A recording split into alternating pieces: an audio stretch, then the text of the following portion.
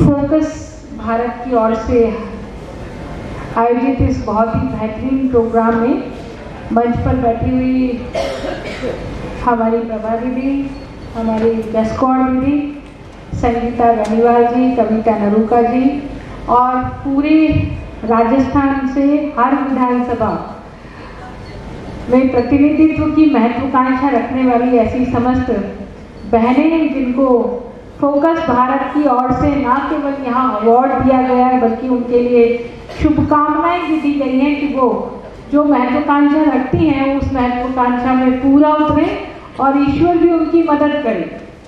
देखिए, आज का जो टॉपिक है राजनीति में महिलाओं की भूमिका, भागीदारी और अवसर।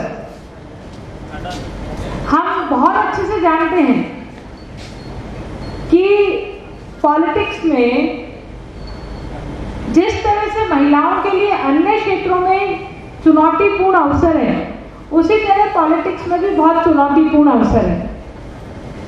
लेकिन ऐसा नहीं है कि संभव नहीं है, संभव सब कुछ है। और जो डायस पर बैठी महिलाएं हैं उन्होंने इसको ना केवल साबित किया है बल्कि बहुत अच्छे से निभा करके समाज के सामने प्रस्तुत किया है कि महिला जनप्रतिनिधि अपने दायित्वों को बहुत अच्छे से न केवल निभा सकती है बल्कि अपने क्षेत्र के साथ बहुत अच्छे से न्याय भी कर सकती है, क्योंकि महिलाएं बहुत संवेदनशील होती हैं।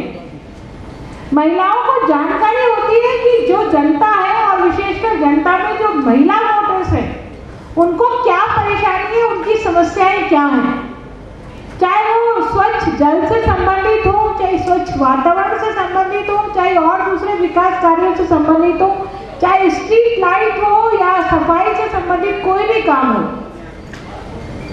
एक महिला जनप्रतिनिधि ही एक महिला वोटर की या महिला जनता की भाषा को, उसकी भावना को बहुत अच्छे से समझ सकती है।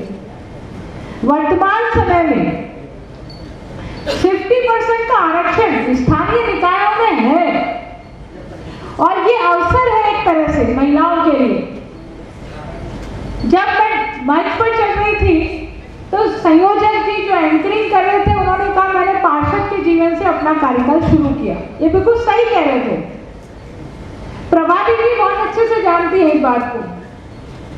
एक सामान्य सी महिला, सामान्य सी लड़की कह सकते हैं आप, और पहली बार उस लड़की को राजनीति में कहीं उसका कोई लेना देना नहीं है, लेकिन पहली बार उस लड़की को पार्षद का चुनाव लड़ाया गया और पार्षद का चुनाव लड़ा करके उसको नगर निगम अजमेर की मेयर के पद पर बैठा दिया गया।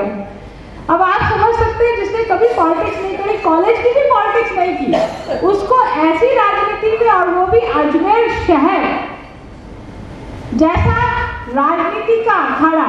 और प्रभा दीदी और आप लोग भी शायद जानते होंगे उस समय हमारे तत्कालीन विधायक ललित भाटी जी, जो ना केवल विधानसभा में अच्छे अच्छे मंत्रियों की क्लास लगा देते थे, वो हमारे उस समय विधायक थे। कांग्रेस की गवर्नमेंट थी, अशोक गहलोत जी खुद मुख्यमंत्री थे, फर्स्ट बार वो मुख्यमंत्री बने थे उस समय। और अगेंस्ट गवर्नमेंट में किस तरह से हमें मालूम है कि फंड्स की जरूरत होती है।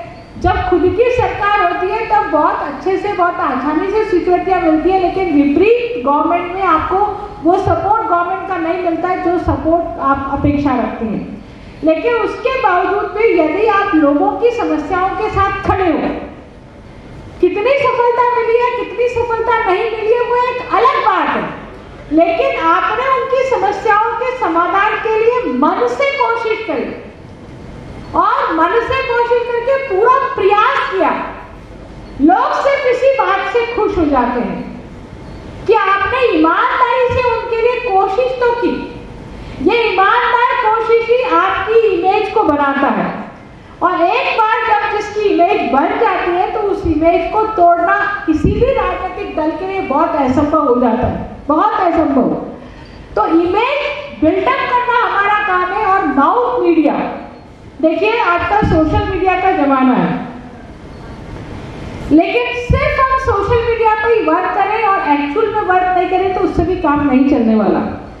जितनी अच्छी माउथ पब्लिसिटी आपको पब्लिसिटी दिला सकती है, उतनी अच्छी कोई पब्लिसिटी आपको नहीं दिला सकती। आपका व्यवहार कैसा है, क्योंकि आजकल मतदाता बहुत स्मार्ट है। मतदाता इसलिए मैं स्मार्ट बताती हूँ आपको, इसलिए बोलती हूँ, देखिए क्योंकि ये कोई राजनीतिक मंच नहीं है, इसलिए इस पर हर कोई बात की जा सकती है। मैं मतदाता को स्मार्ट इसलिए बता रही हूँ क्योंकि मैंने दिल्ली के चुनाव देखे अभी दिन। दिल्ली में जब स्टेट गवर्नमेंट के चुनाव होता है तो मतदाता आप पार्टी को पसंद करता है, लेकिन जब सेंट्रल गवर्नमेंट का चुनाव होता है तो दिल्ली की सारी सातों की साथी लोकसभा सीट वो नरेंद्र मोदी जी की झोली में डालते हैं। तो मतदाता को तो हम हर समय वही प्रभाव देते हैं ना। तो मतदाता स्मार्ट हो गया, उसको मालूम है कि किस जगह मेरे को कौन सी गवर्नमेंट बनानी है। तो इसलिए मतदाता को कोई ये सोचे कि नहीं मैं बेवकूफ बना दूंगा, मैं झूठ बोलकर निकल जाऊंगा या मैं आगे बढ़ जाऊंगा, तो आजकल भाई वो जमाना नहीं है। आजकल तो सीधी सीधी बात का जमाना है। आपसे हो सकता है तो हाँ करिए, नहीं हो सकता तो मना कर दीजिए।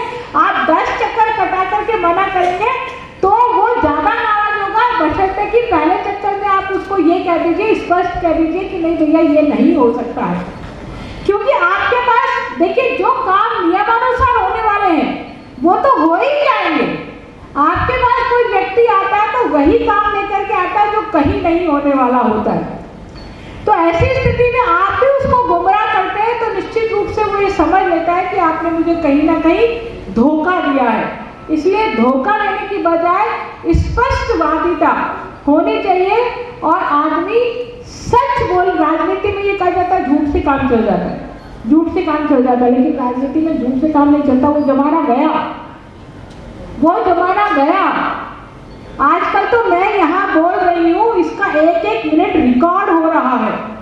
आप जनता में कहाँ क्या बोल रहे हो, हर व्यक्ति के पास कैमरा, आप झूठ बोल ही नहीं सकते कि नहीं मैंने तो ये बोला ही नहीं था। वो आपको बोलते हुए दिखा देगा, देखो मेरे कैमरे में कैद है, क्योंकि हर व्यक्ति के पास मोबाइल है, हर व्यक्ति के पास कैमरा है। तो इसलिए निश्चित रूप से आज की स्थिति चुनौतीपूर्ण अधिक है, लेकिन इन चुनौतियों में से ही अवसर निकाल के महिलाओं को आगे बढ़ना पड़ेगा। और महिलाएं निश्चित रूप से जब हम विधानसभा में बोलते हैं तो चाहे गस्कौर दीदी बोले या प्रभा दीदी कभी लोकसभा में बोलती थी, राज्यसभा में बोलती थी, तो पिन ड्रॉप साइलेंस, आवाज जो है आत्मा से निकलनी चाहिए। तो ऐसा नहीं है कि विपक्ष आपको नहीं सुनता है, विपक्ष भी आपको सुनता है, आपको अप्रिशिएट भी करता है और अप्रिशिएट करके आपको मोटिवेट करता है आगे बढ़ाने के लिए। देखिए कांग्रेस की गवर्नमेंट है ना वर्तमान में, लेकिन सर्वश्रेष्ठ विधायक का अवार्ड यदि अनीता बडील को मिलता है तो इसका मतलब ये नहीं है कि क्षमताओं में कहीं कोई आंकने में कमी रखता है, क्षमताओं में कहीं कोई आंकने में कमी नहीं रखता। जो अच्छी लीडरशिप है वो आपको अप्रिशिएट करती है, चाहे आप किसी भी दल में हो, किसी भी पार्टी में हो, परंतु अच्छा बनना हमारी कोशिश होनी चाहिए। इतना ही कहते मैं अपनी बात को पूरा करती हूँ। कविता जी को बहुत बहुत धन्यवाद देती हूँ कि उन्होंने मुझे आमंत्रित किया, ये मंच उपलब्ध कराया बोलने के लिए। बहुत बहुत धन्यवाद।